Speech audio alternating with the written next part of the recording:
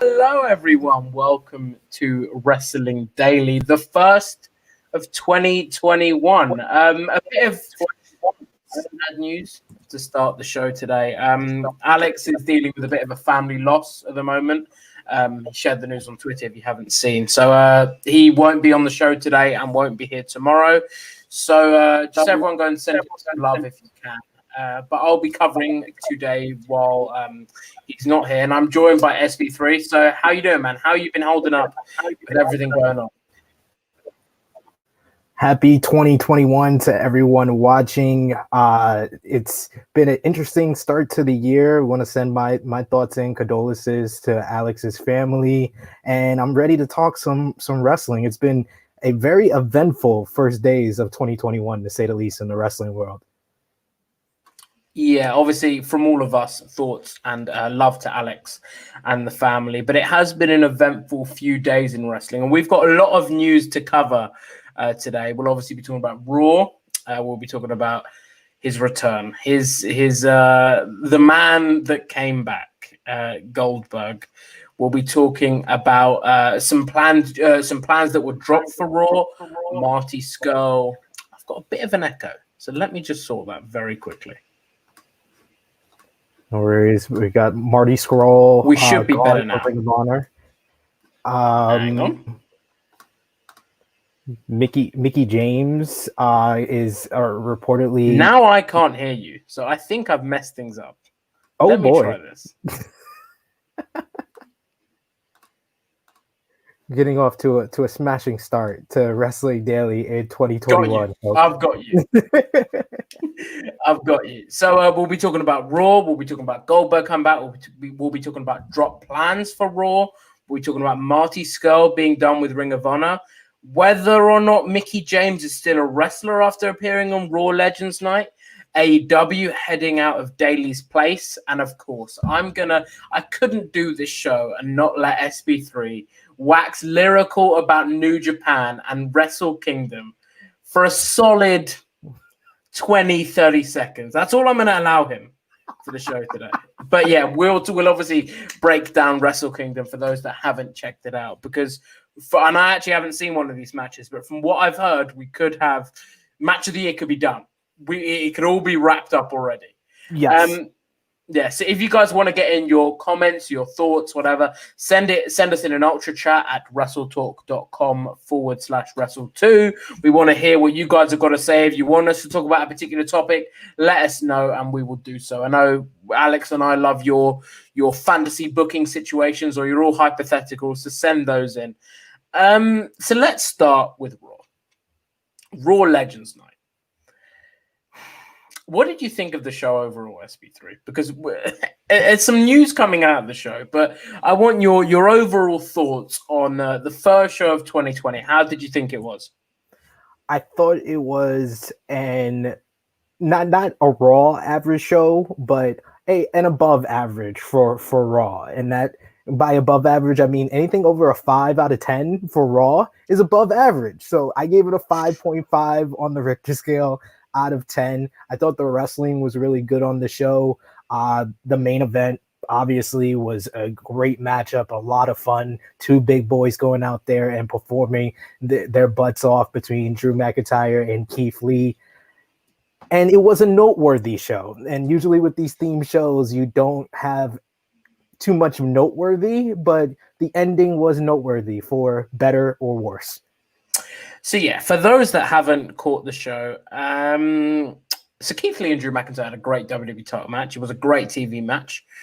And then after the match, Drew cuts a promo, talks to the legends that are all on the stage, and Goldberg's music hits.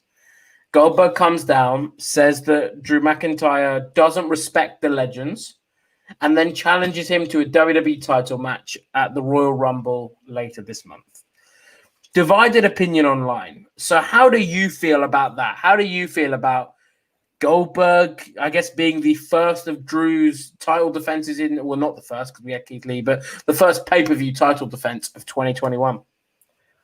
So I'm going to say that I feel like how I felt before Super Showdown last year, where in a vacuum, Goldberg versus a new star of the WWE Yes, it gives them an opportunity to finally use the star power of Goldberg to put over someone new.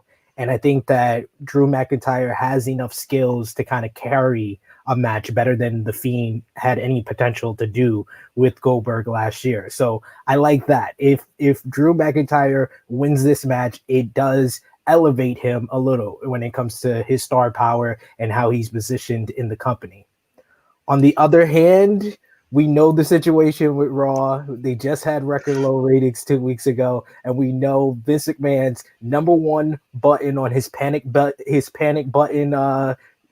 control panel is nostalgia. And Goldberg winning the WWE Championship is in high probability, and that is an issue for everyone, it seems like. Yeah, I mean, I'm not totally opposed to it, but that's, I think, because I'm in the mindset that Drew's going to retain. So I'm like, you know what? Out of everyone on the roster, probably there's no one bigger than Goldberg. In terms of names we'd like to see that Drew could have a better match with, there are many better names. But in terms of star power, I know people don't like him, but arguably Goldberg does feel like a star. So when he does come back, as long as he puts over that younger talent, and I think we will see that with Drew, it's not the worst case scenario, I think. But I want to take us into a bit of news there. Obviously, we were speaking, or I just mentioned that maybe Goldberg was the biggest star on the roster, call it, or the biggest name that WWE could have brought in for that show. Yeah. And it seems like Vince McMahon thought something similar. So do you want to take us through when the decision was made to have Goldberg, obviously reportedly, have Goldberg challenge for the title, and why Vince came to that decision? Yeah, Dave Meltzer on Wrestling Observer Radio said that the decision was made over the weekend. He basically looked at the WWE, the Raw roster, and he just felt like no one was ready to be in the position to verse Drew McIntyre at the Royal Rumble. And I don't know how you feel about it, Louis. I mean, I can understand him coming from that point of view because Drew has kind of been in the ring with mostly everybody on the Raw roster. I think the only matchup we've all been seeing them set up is him and Sheamus, and Sheamus doesn't quite have that star power where we're going to see him as like a viable person to defeat Drew McIntyre for the WWE Championship. So I get Vince McMahon's mindset. I've said it before. I put on my Vince hat and I try to understand things from his perspective. But I think it was kind of set up and foreshadowed when they did say AJ Styles was going to be in the Royal Rumble earlier in the show. And that kind of just eliminated the most likely person on the Raw roster that they could have gone back to. They could have gone back to Drew versus AJ because we didn't really get a full one-on-one matchup between them at TLC. So it does make sense from Vince's perspective. And I use that, you know, as best as I can, Vince's perspective, it does make sense to go to Goldberg here. And I mean, it will be interesting to see how the ratings are because, yes, ratings were low. So it'll be interesting to see whether, maybe not this week because it was right at the end, but in subsequent weeks, if this experiment pays off and if Goldberg being in that picture, as long as he puts Drew over, this might be. So part of me doesn't want it to work because if it does work, they'll keep doing it. Yes. But I mean, I as I've said, I don't think Goldberg's going to win, but I could see why people are nervous going into it, thinking that he is going to win. And I mean, Goldberg was part of the plans that changed for Raw. There was reportedly plans to have Jeff Hardy and Randy Orton main event, but when this fell into place with the Goldberg return, it did make sense to have that go on last, Drew McIntyre and Keith Lee. So do you want to also talk us through what the reported plans were and what changed for Raw? So this report comes from PW Insider. They said that the original plans for Monday Night Raw last night was a Hulk Hogan in-ring promo. Of course, instead of that, we got the backstage scene with the H-phone, I guess we're going to call it, the Hulk Hogan iPhone. The report also notes that Hulk Hogan and Ric Flair sat in on the production meeting yesterday. And as you said, Louis, the original plan was to end the show with Jeff Hardy versus Randy Orton before the decision was made late in the day for Drew McIntyre and Goldberg's angle to end Raw. And the show apparently was running late, so that's why the ending felt rushed, and it was rushed. And that's why I think the entire Goldberg promo just made absolutely no sense. Like, we just saw Drew McIntyre go playing cosplay Hulk Hogan earlier in the night, like with Hulk Hogan doing the brother and what you're gonna do, and he's been friendly with all these legends. He was the representative for the legends against the guy that actually does disrespect the legends and was disrespecting him the entire show, Randy Orton. It just felt like Goldberg headbutted the locker too hard. His brain was bleeding, and he thought he was talking to Randy Orton instead of Drew McIntyre. You could see the cut on his head. You could see it, and I was like, "Oh, what have you done, Bill? Not again!" But firstly, I've confirmed privately and independently that off the back of PW Insider's report that the show was running late. The end segment was rushed, and for me, it was so confusing because who am I supposed to cheer for? Because you don't like anyone disrespecting anyone. So in your mind, you assume, right, I'm going to cheer for the person that's fighting for the people that are being disrespected. Yeah. But I never felt that Drew McIntyre was disrespecting him because, I mean, as you said, he did that segment with Hulk Hogan. There's never been any indication that Drew is disrespectful to the legends. And if that's the story WWE is portraying, who's the babyface? Is it Goldberg? Is Drew McIntyre supposed to be the heel in this storyline?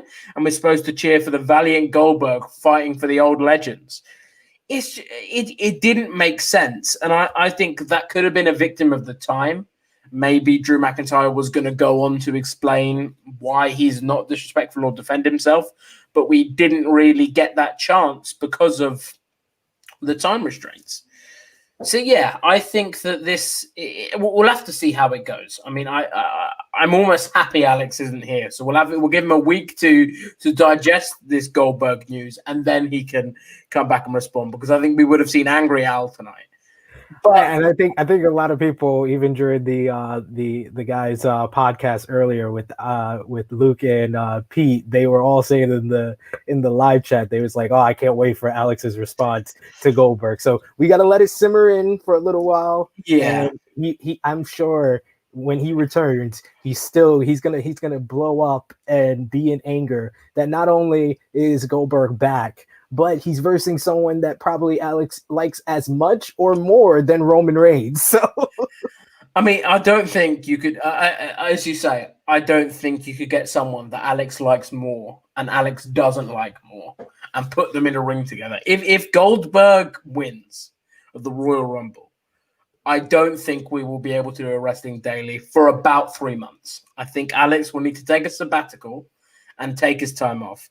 But I want to sort of maybe draw a close to this Goldberg chat. I'm sure we'll have some ultra chats about it. But does this mean, are we speculating, that maybe it's not Goldberg and Roman at Mania? Maybe it's Roman and Daniel Bryan. That was reportedly the plan for the Royal Rumble. That isn't happening at the Royal Rumble. It doesn't seem. It looks like that will be Kevin Owens again. So could Daniel Bryan be shifted in that role, maybe with a final Royal Rumble win for him, the one that has always evaded him? And then could that be the that be the WrestleMania plan instead of Goldberg? Because listen, we know they love Goldberg. We know they love putting legends in those big spots. But I don't think they're going to give him 2 title matches for different world titles within 3 months actually of each other. So do you, this is I guess I'm trying to take a little bit of look at the silver lining. Are we going to have maybe not Goldberg at WrestleMania against Roman Reigns? From obviously we don't know, but is that what you think could happen? So right now, like I said, I'm trying to be optimistic about this whole thing, but my gut is telling me, and I've heard this speculated online, today. My gut is telling me Goldberg defeats Drew McIntyre at the Royal Rumble so they can set up Drew winning the WWE Championship for a 3rd time. And this time, hopefully, what they're trying to do is get fans at WrestleMania so he can finally do it in front of some type of crowd.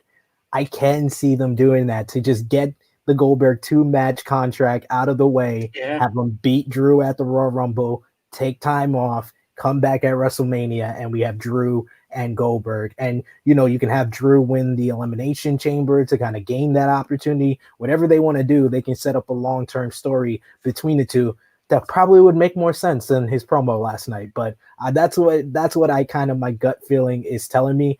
And yeah, I did also hear the report, I believe it was from the Wrestling Observer newsletter. They said that Daniel Bryan and Roman is the likely plan for WrestleMania. They also talked about Daniel Bryan Goldberg versus Roman Reigns in a triple threat match. And that I was completely I did not want to see that. I probably didn't want to see that more than Goldberg versus Roman.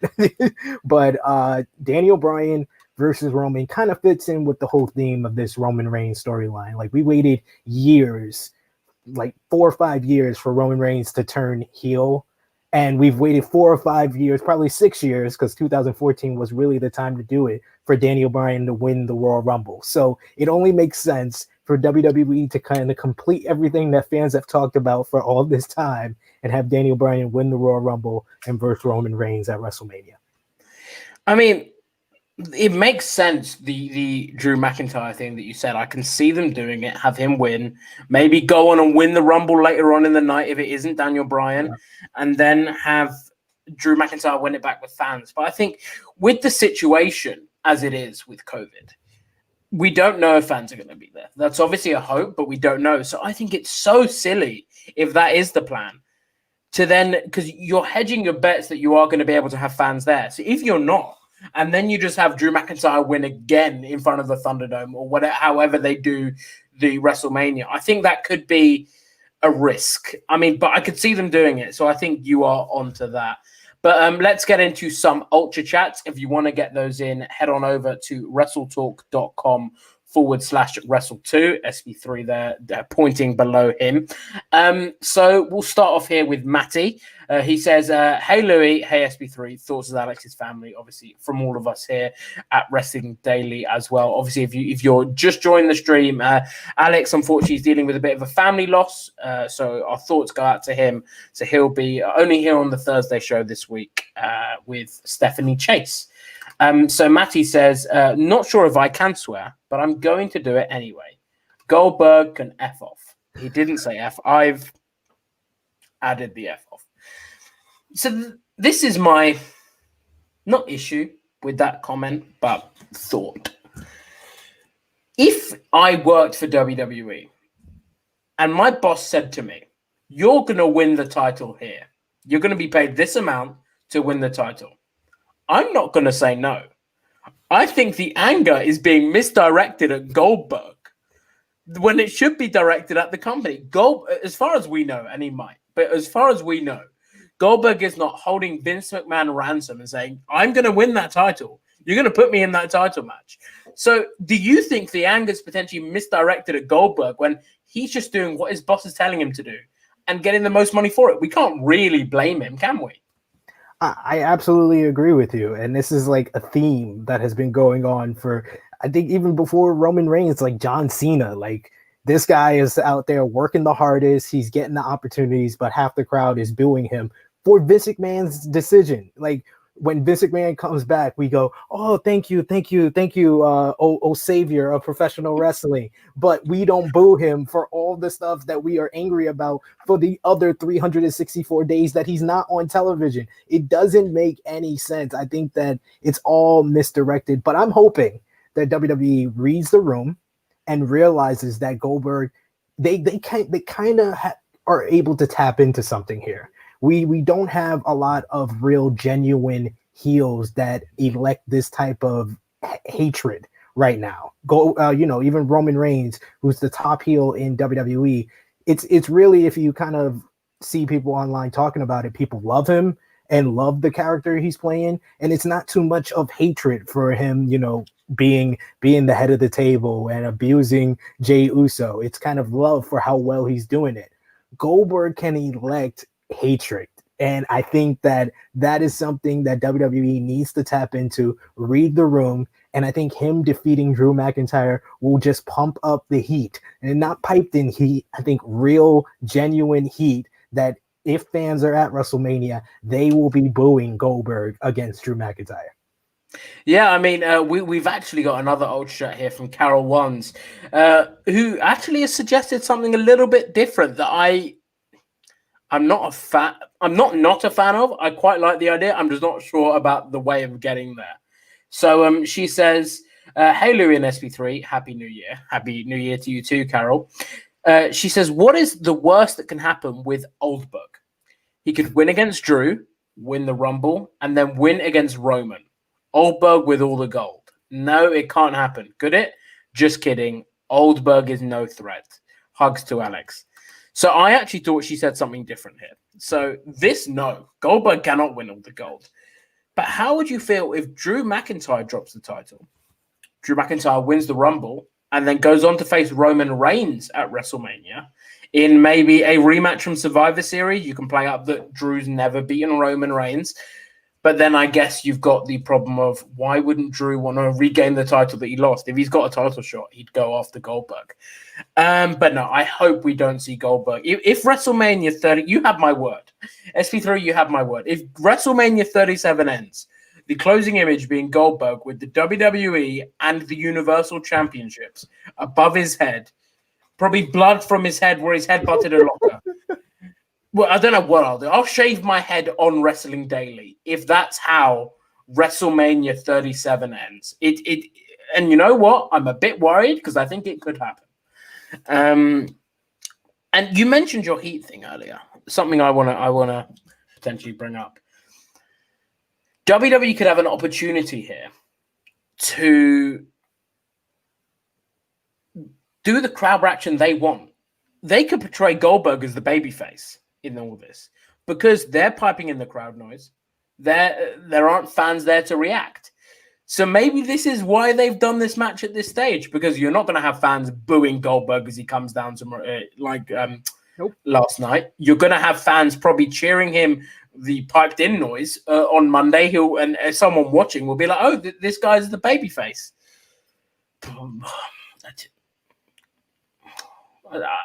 Please no. Please WWE, please don't do this.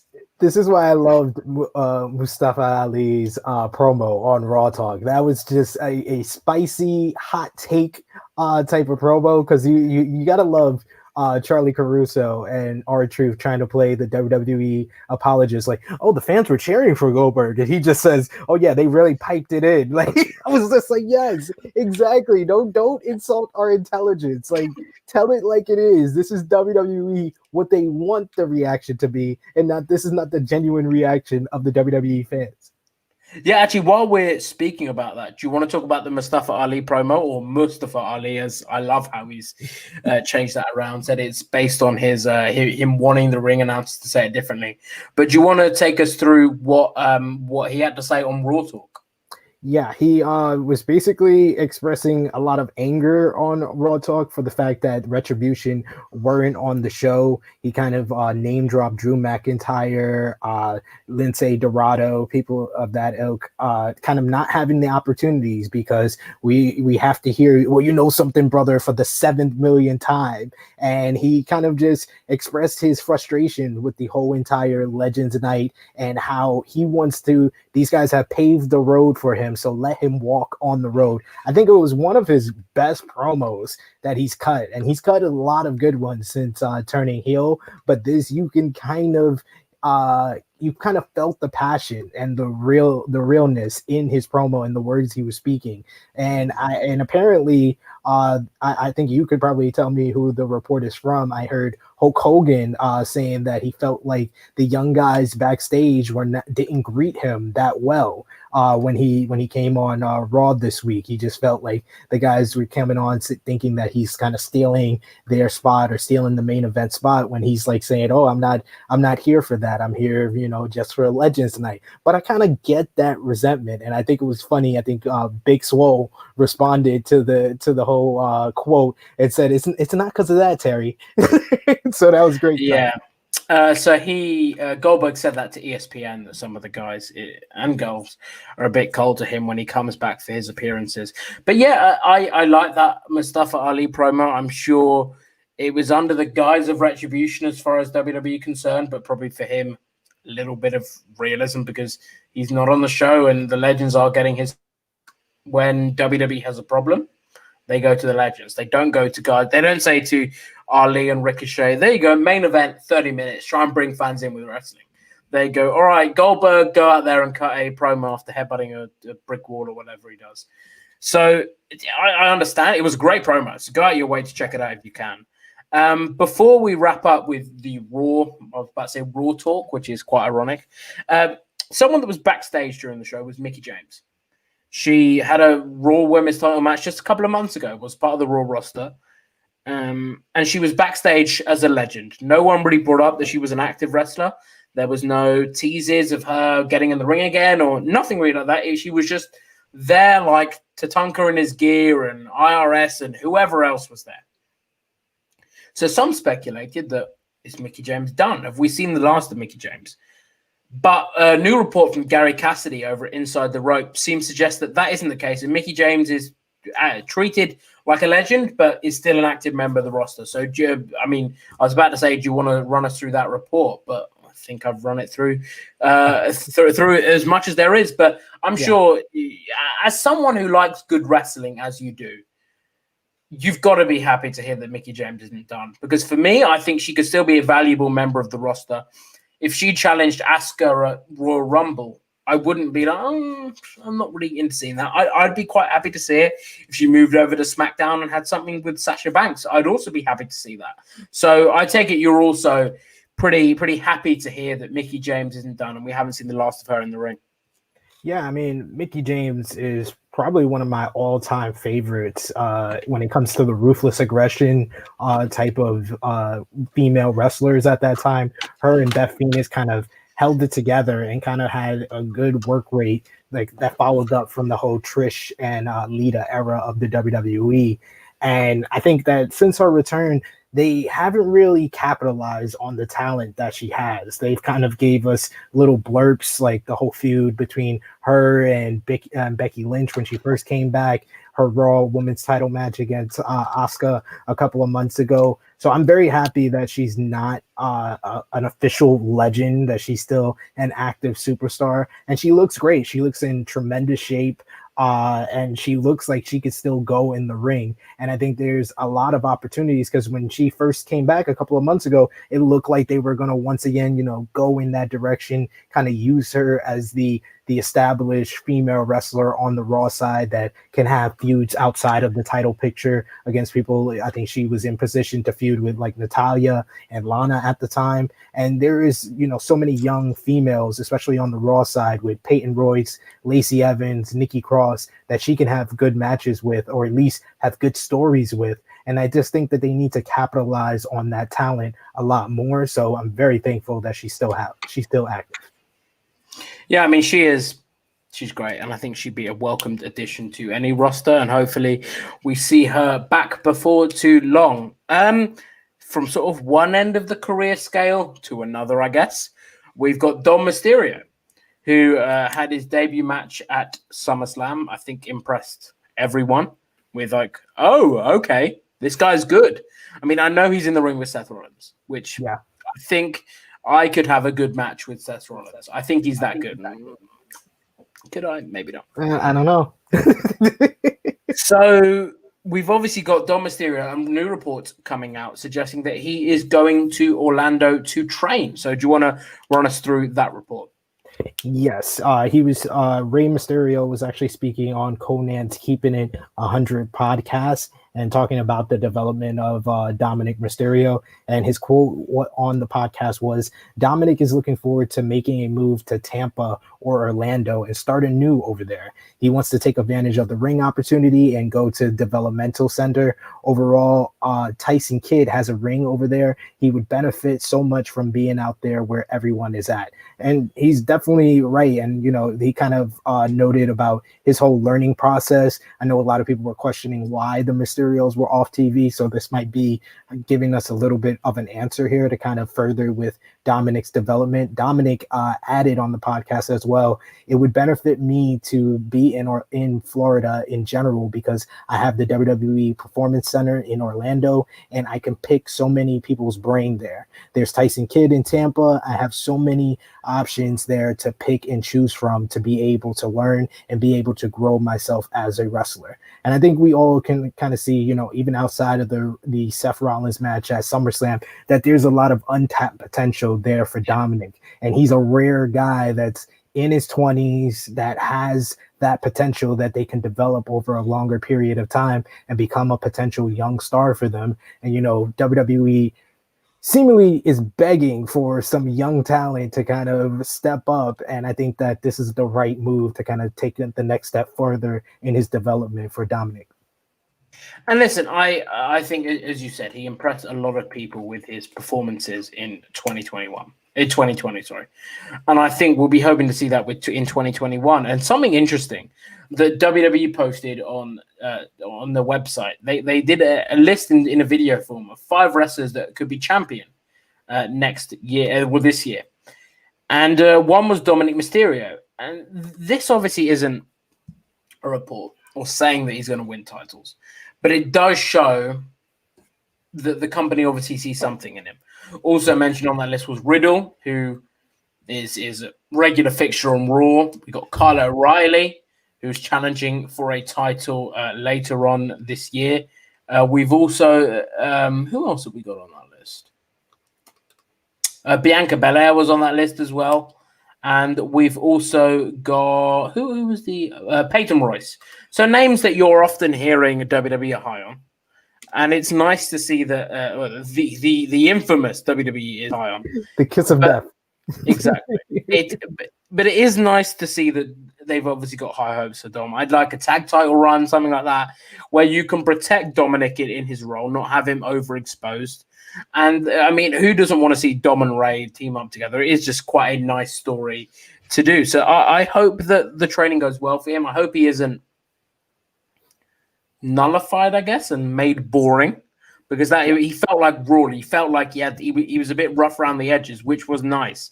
So I hope they don't smooth him out too much and sort of do the whole blanket, like we're going to put you in this mold and this is how you're going to operate. Hope we can do it slightly differently here. I think it's time, though, SP3. I do think it's time. It's time.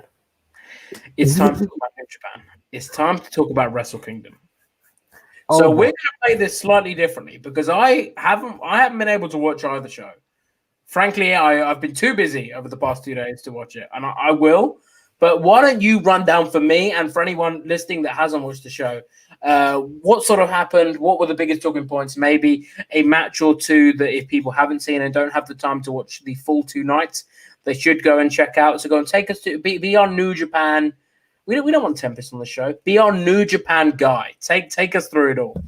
And shouts out to Tempest. I know he's over in Canada. He did a great live reactions with Sano Lad the last 2 nights. Excuse me. And I give him all the credit because to be on camera at that time in the morning or night for us in North America, it's a lot. It's a lot. So yeah, I give him a lot of credit for that.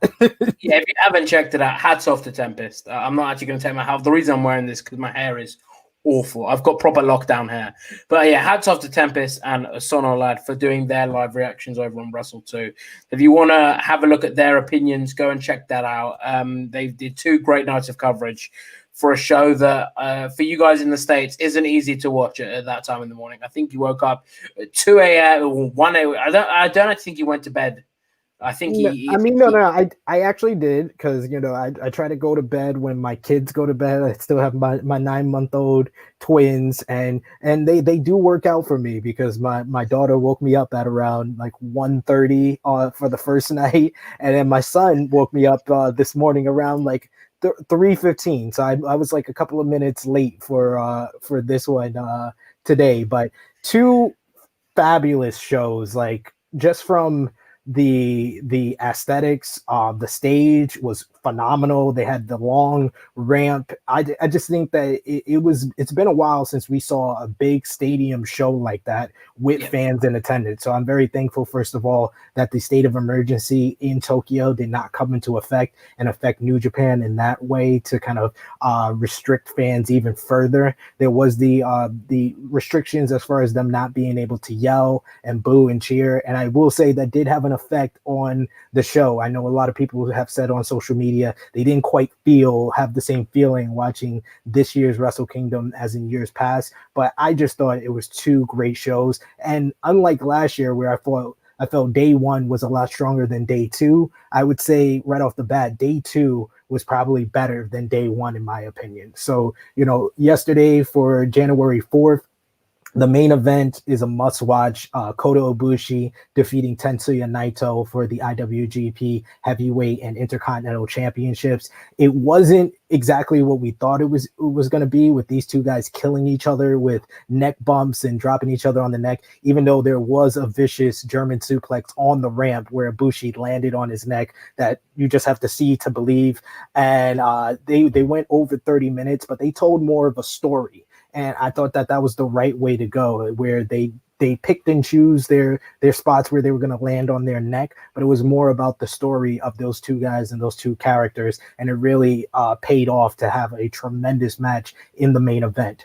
Arguably, I would say the semi-main event was even better than that, with Kazuchika Okada versus Will Ospreay, because this was a different type of Ospreay. We know Ospreay for his high-flying style. He's been the best high flyer in professional wrestling for 5-6 years now, but the Commonwealth Kingpin, more about that terminology than I do. He's getting this character, and you can see it coming together for him, where he's slowing down on the high flying, and the high flying is more to be like, hey, I'm just showing off at this point. I can do it still, but I'm not going to give you what you want anymore. And he focused in on Okada's neck, but that match really developed into more physicality, with Okada just showing more aggression and becoming the Okada of old. And, Will Ospreay pulling out the Rainmaker on Okada was a great moment. And then Okada, for the first time since Wrestle Kingdom 14, pulling out the Rainmaker. He put the money clip in the bin.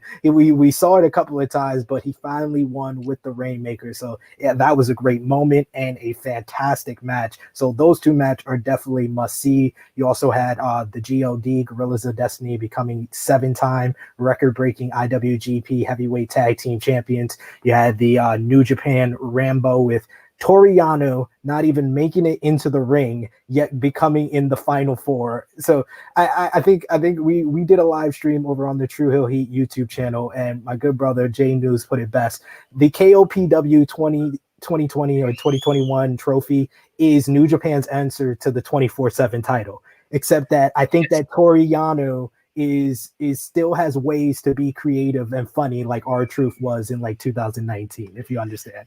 Yeah, I think it is, as you say, their version of that. And I hope it doesn't get boring quickly, because I think people forget the stuff with Drake Maverick and R-Truth was pretty funny.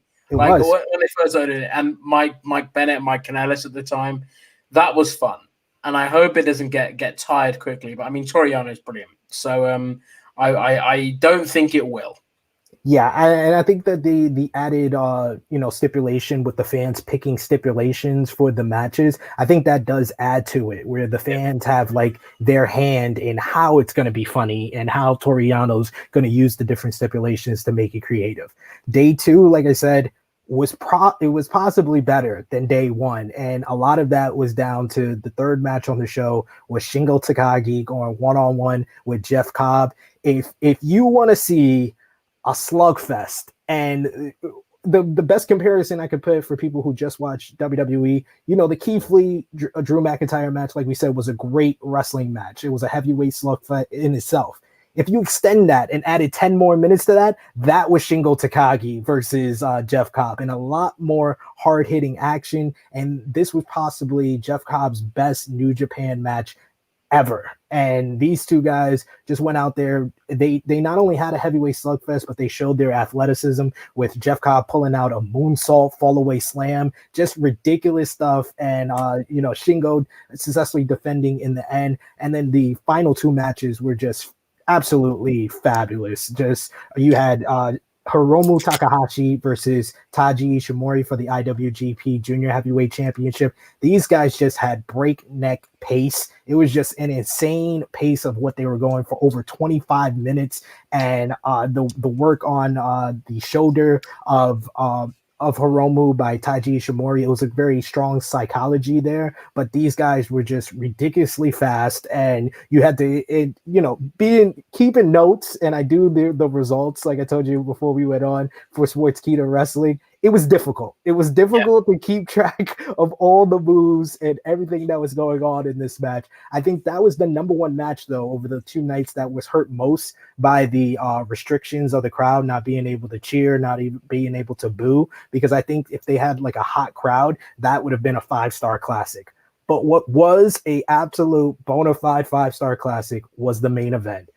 48 minutes of some of the best storytelling, and I would say one of the greatest heel performances that I've ever seen in my life. And like you, Louis, and Alex have said, I watch a whole lot of wrestling, and Jay White was on my bar for heel professional wrestlers in the ring is Triple H in 2000 and Ric Flair in 1989.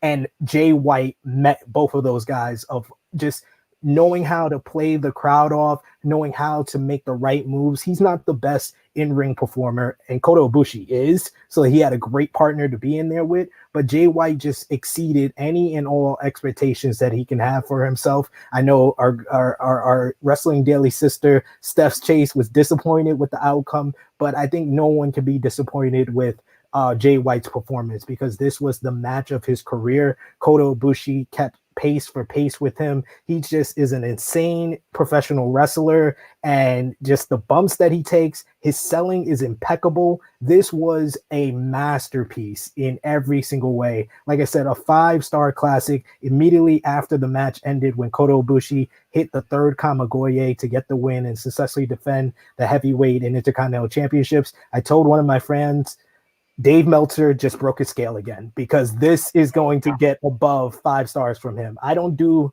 the above 5 stars. I like the 5-star scale. Keep it simple. I give it 5 stars, but Dave is going to go over 5 because this was incredible. He'll probably give it 13 with how willy-nilly he's getting with it. He's getting with his star ratings. And did break the Okada Omega record for the longest match in the Tokyo Dome, so that also has to do with it. Do you think it's better than Okada Omega? No, it wasn't better, but it was just as great, and that's high praise for me. I was going to say, if he hasn't convinced you enough with how he described the match, saying it's just as great as Okada and Omega, you probably should go out of your way to watch it. We've actually got some ultra chats here regarding New Japan and a general Wrestle Kingdom chat. So one here, firstly, if you want to get in your ultra chats, want us to talk about a particular topic, want to hear our thoughts on anything, suggest some fantasy bookings or whatever, head on over to WrestleTalk.com/Wrestle2. And we will answer your question, read out your comment, whatever you guys want. And we've got one here from Matthew Makovsky. He says, hey, guys, can we talk about how effing good Wrestle Kingdom 15 was? 4 contenders for Match of the Year already. Okada Ospreay banged. Naito Ibushi banged. Tagagi and Jeff Cobb hella banged. And that main event, that was the second best main event in Wrestle Kingdom history. I gotta give it 6 stars. That's high praise. And Matty's not lying, and I give him credit because he inboxed me on Twitter and he tried to spoil Raw for me, but I already knew about Goldberg and McIntyre. So he, like me, had to watch Wrestle Kingdom and Raw. I don't know what order he watched it in, and I said watching Wrestle Kingdom just before watching Monday Night Raw last night was one of the hardest endeavors I've done as a professional wrestling fan. I didn't watch Wrestle Kingdom, and it was still hard to watch Raw. So I can only sympathize with you greatly for what you've had to go through. We've got one here, another New Japan chat from CM Chris saying, "Hey Louis and SP3, Wrestle Kingdom 15 was too much fun, and what I presume he means what a blast I had the last 2 days watching it. Also, Togo's elbow into the table has to be memeable, and also Kota versus Jay is the longest match ever in New Japan. Hashtag Elite Good Eggs. Hashtag SP3 for Quizzle Mania." So, what are you thinking? What are you thinking about this elbow? Because I've seen it, and it's a combination of hilarious, stupid, and painful. And I think it's hilariously, stupidly painful is how I would describe that. That's the perfect explanation for that, because I just could not stop laughing when he went through the table. It was just like, Dick Togo is a very divisive character for New Japan fans, because he is kind of associated with the polarizing is a better word for the run that Evil had in 2020 as a top guy. But I would say that this was one of Evil's better matches between him and Sonata, just getting away from the bump alone. Sonata, that was the most energy I've seen from that man, and that man lacks a lot of energy in a lot of his matches, but he brought a more energized performance here. But yes, if you can have a match that you're just applauding the performances of the both guys in the match, and then you have a laugh out loud moment like that, that's what makes great shows. You got to have the range of emotions. Yeah, you do. And I mean, let's talk about range of emotions there. What a segue. What a beautiful segue. While we wrap up our New Japan chat, because there's been a certain promo doing the rounds over the last couple of hours that I think will probably take promo of the year. When we do promo of the year, as we did just last Wednesday for the end of year Wrestling Daily show, when we talk about promo of the year, this will probably be in that conversation. So, Jay White, talk through. Have we seen the last of Jay White in New Japan? Because that's what his promos seem to suggest. So run us through what he said and just talk about how great this promo was. This was one of the greatest post-match interviews I've ever seen. And I'm putting a lot of greatest out there, but Jay White, he was just on another level. Even in the match, after the match, he's crawling and trying to grab at the IWGP Heavyweight and Intercontinental titles, trying to grab at Ibushi, and he has to be pulled away from the Young Lions. And then we got the promo afterwards where he's just exasperated and despondent. He's kind of has the mic down on the table and he's just talking into it. And he just went through a whole range of emotions where he's got sadness that he didn't accomplish his goal, that he thought he was going to become a god and he didn't accomplish it. He's talking about the 8 years that he's been in professional wrestling. In a couple of days makes his 8-year anniversary of being in wrestling. And then he was like, you people were happy. I said I was going to be the champion. I didn't accomplish my goal last year of becoming the first double champion. I didn't accomplish my goal this year. Are you people happy now? And then just towards the end, just telling the people, the media watching, he's like, will you effing help me?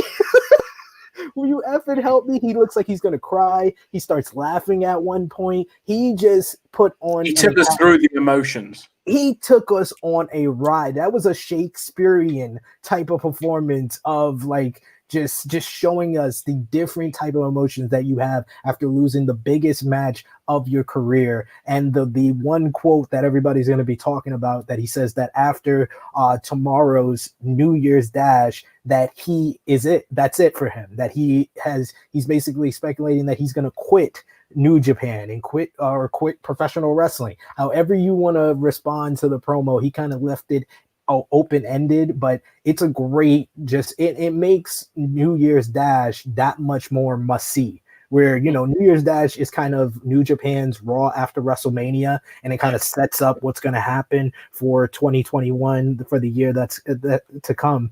And it just makes it more must see because you want to see what's going to happen with him. And we've had big moments in the past with Kenny Omega turning on AJ Styles and AJ Styles' last performance in New Japan, and that created the whole Elite, which brought us AEW. We've had Suzuki Gun return to New Japan in the past, so it really sets it up where everybody's going to be watching what Jay White's going to do on this show, because we're either going to see his last performance in New Japan for a while, forever, who knows, or we're going to see something big, because it has been teasing ever since the G1 that there is dissension in the Bullet Club, and there's been a power struggle, a power shift, with Evil potentially becoming the leader, and even Kenta showing signs that he wants to be the leader. So are we seeing Jay White? Is this like kind of his last heel promo, and he's going to potentially do a face turn tomorrow?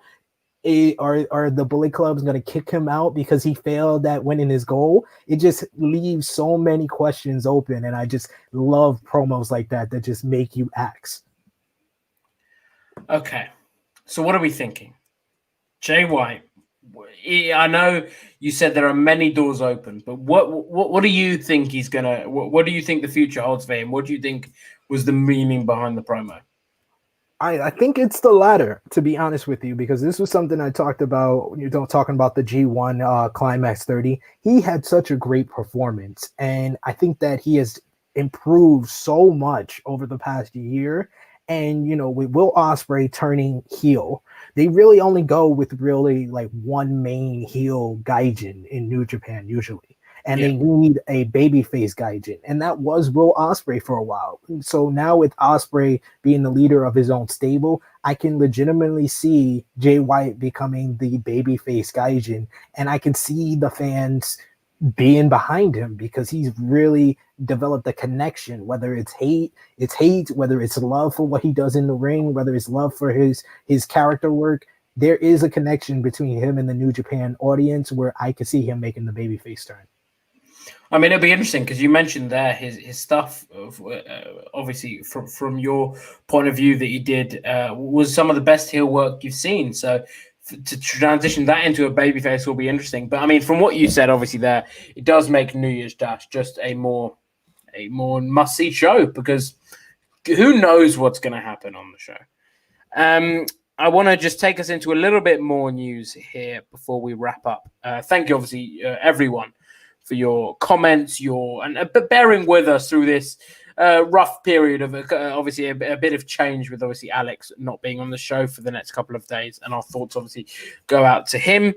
And if you want to get in your ultra chats, obviously at WrestleTalk.com/Wrestle2 as we wrap up. But I want to talk about Marty Scurll. So around this time last year, a bit before, we were speaking about how Marty Scurll was heading to Ring of Honor, well, in Ring of Honor, but signing a new deal with Ring of Honor, turning down WWE and AEW to basically become head booker of Ring of Honor. Yeah. That was December 2019.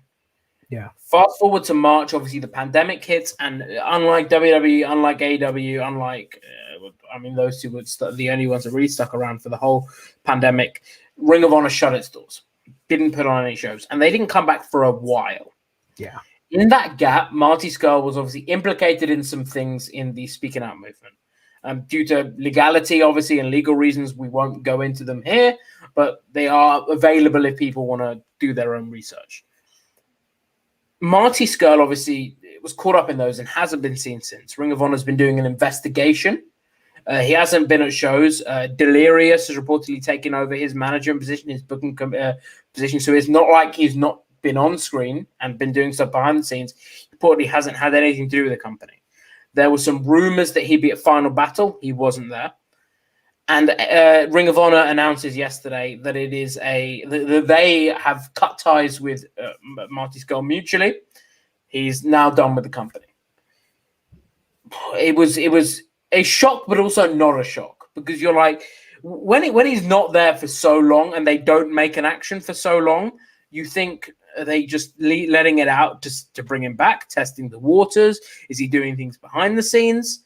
But the fact they've done this now, over 6 months, about 7 months after the fact, is interesting.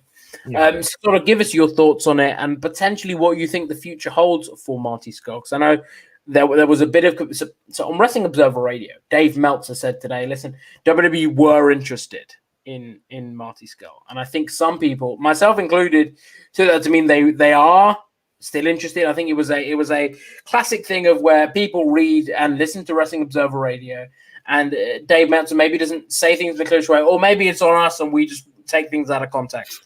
But yeah, Marty Scurll reportedly, we're not sure what the future holds for him. Sort of give us what you think maybe might be in his future and your thoughts on obviously his departure from the promotion. Well, first to talk about his departure from the promotion, it was, not surprising. We kind of saw this coming for a while. And I think that people didn't understand that, he didn't just have a position as a wrestler. Like you said, he was a booker in the company. So it takes a while to come to some type of settlement. And I think that's why ROH put out the statement that ROH and Marty Scurll mutually came to the decision to part ways. So it's totally understandable. And, we're not going to talk about the allegations, but he did kind of validate the allegations that were against him. So it's totally the right decision to kind of separate themselves from him. Now, as far as Marty and his future in professional wrestling, it's going to take a while to kind of get that black cloud, from over him. Like, I don't see AEW really talking to him because they stayed away from pretty much everybody who wasn't like already in-house that was implicated in the whole speaking out movement. I mean, even Tessa Blanchard, who, the allegations against her were behavioral rather than significantly more serious, and they haven't wanted to sign her, and she would be fantastic for the women's division, and they haven't wanted to sign her. So you have to think on an allegation that is more serious, they definitely probably wouldn't go there. Although he has, I'd say has friends there. We don't know whether relationships change or whatever, but he has previously been very close to joining AEW. He was supposed to debut as the leader of Dark Order before Brody Lee was in the picture. He was supposed to debut on the infamous 18th of December episode of AEW in 2019. He was supposed to debut as the leader of the Dark Order on that show.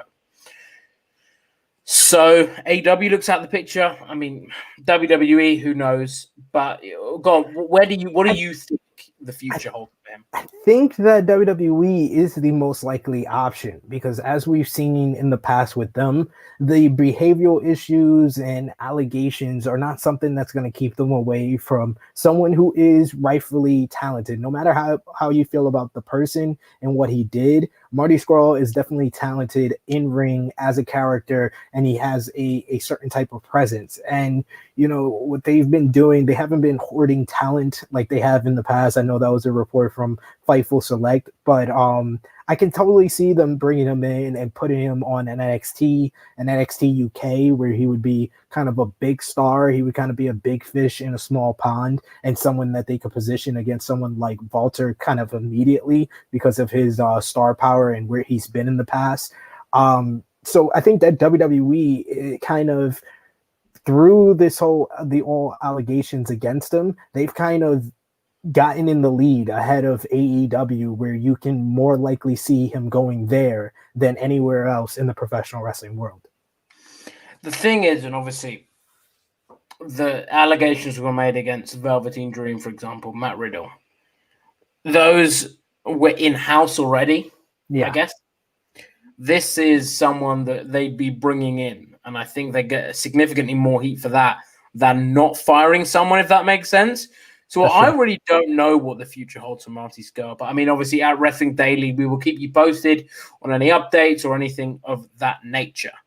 And before we wrap up here with your Ultra Chats and your final things, actually two things. Obviously Wednesday is debate night.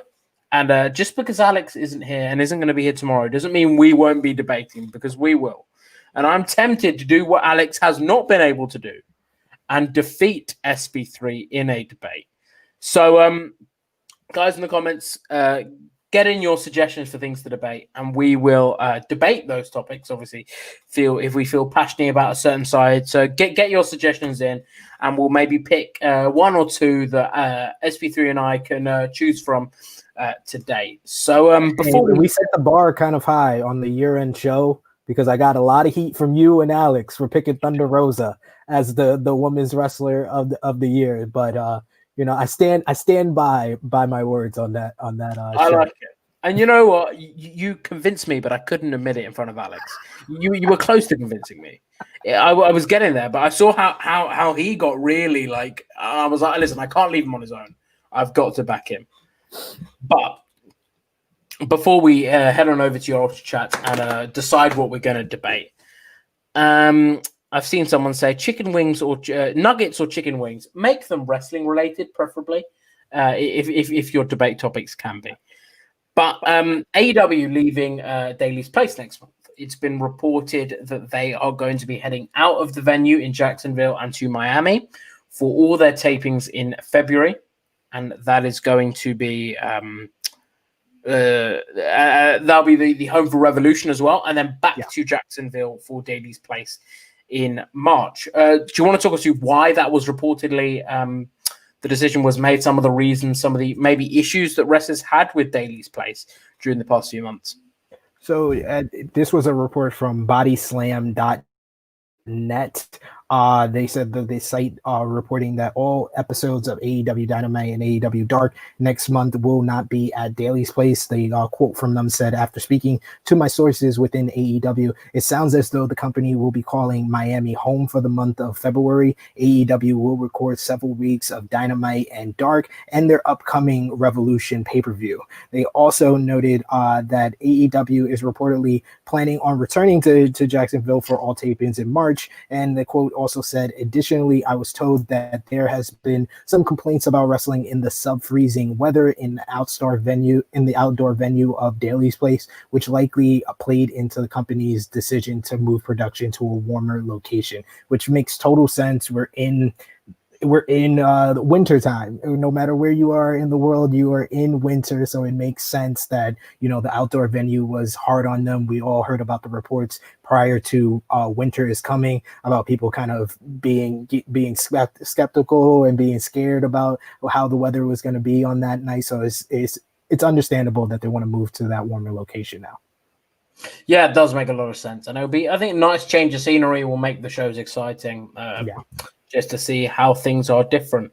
Final two Ultra Chats before we wrap up for today.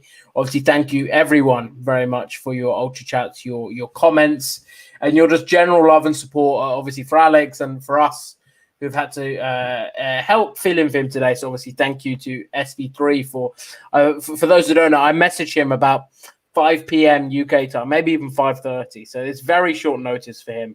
So I appreciate you for doing that, my friend.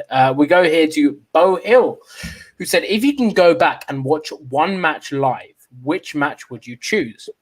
They've suggested got to go with HBK and Taker from Bad Blood 97. First cage match.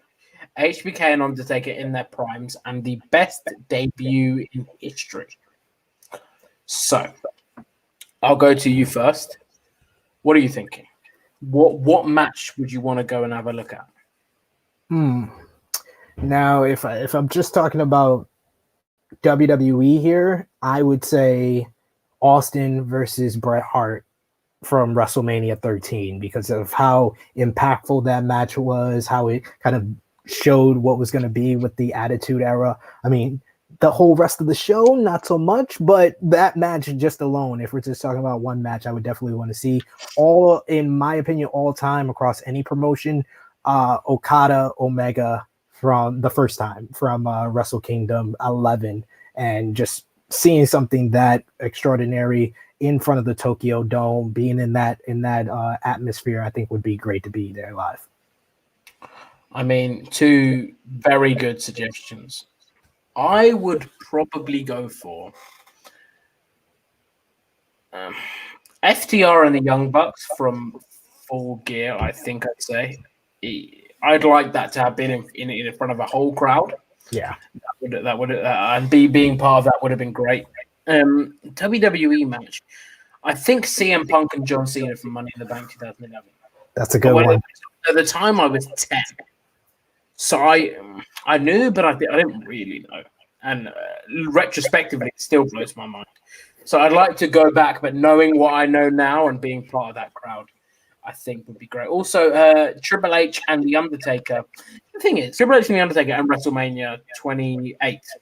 Okay. The Hell in a Cell match, which for me is one of the best near falls of all time.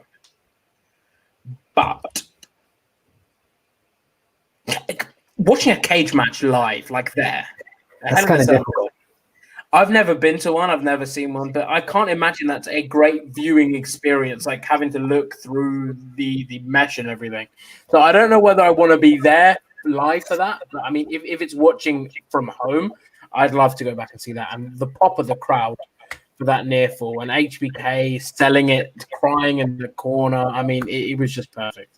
I totally agree with you with that near fall. And I have seen steel cage matches, being in New York, Madison Square Garden, the usual post-Christmas show. Usually, like, I remember going to it almost every year, and it always had a steel cage match. Those are very difficult to kind of see, especially if you're not, like, really close to the ring. If you're even from an outer view, unless you're, like, way up top and you're seeing kind of inside the cage, I think that's the best view. But if you're, like, in the middle, it's very difficult to kind of see through the mesh and everything. So I kind of understand what you're saying.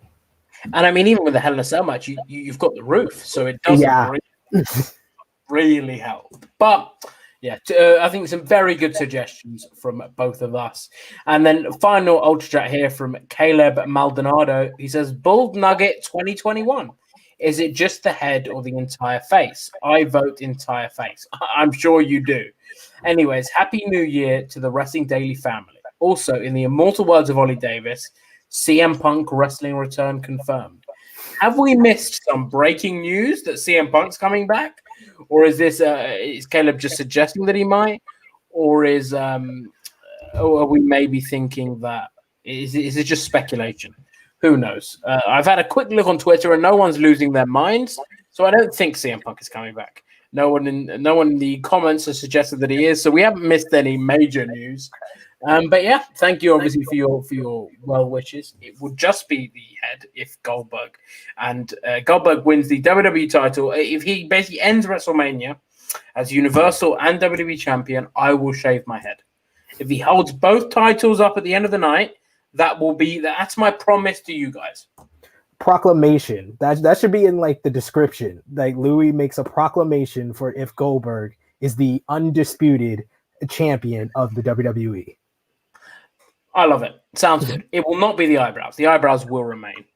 I'm just going to have a quick look through of the comments, see if anyone's made some nice suggestions for a debate tomorrow. We have, let's have a quick look.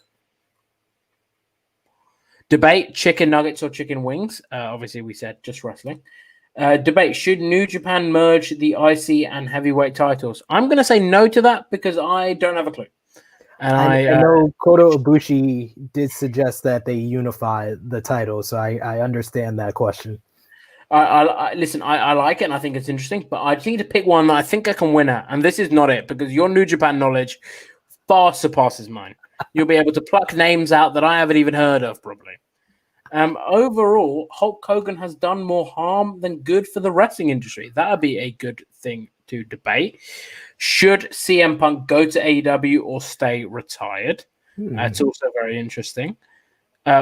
Which day was better for Wrestle Kingdom, day 1 or day 2? I haven't watched either, so I don't know. I will, though. This could be quite interesting. Maybe we'll run through some matches that we want to see at WrestleMania. Go on. We'll also do that tomorrow as well as a debate. We will go through. We will message each other privately and we'll figure out something to debate that we're both passionate about so it isn't forced at all. And we will, bring that to you guys. But yeah, I think that's wrapped everything up for today. Thank you very much to SP3 for joining me on today's show and filling in at such short notice. Thank you everyone for watching. Your ultra chats, your comments. As we say almost every show, you must get bored of us saying it now. We really appreciate the feedback and the interaction that we have with you guys. It's such a nice community feel. Obviously, follow SP3 on his Twitter, which is above him now. If you're bored and want to see many tweets, you can follow me at mine over there. We're obviously available on podcast platforms everywhere. Basically, anywhere that does a podcast, we will be there under Wrestling Daily. Yeah, we will see you guys tomorrow with me and SP3 again. So yeah, looking forward to that. And hope you guys have a great rest of your day until then. Later.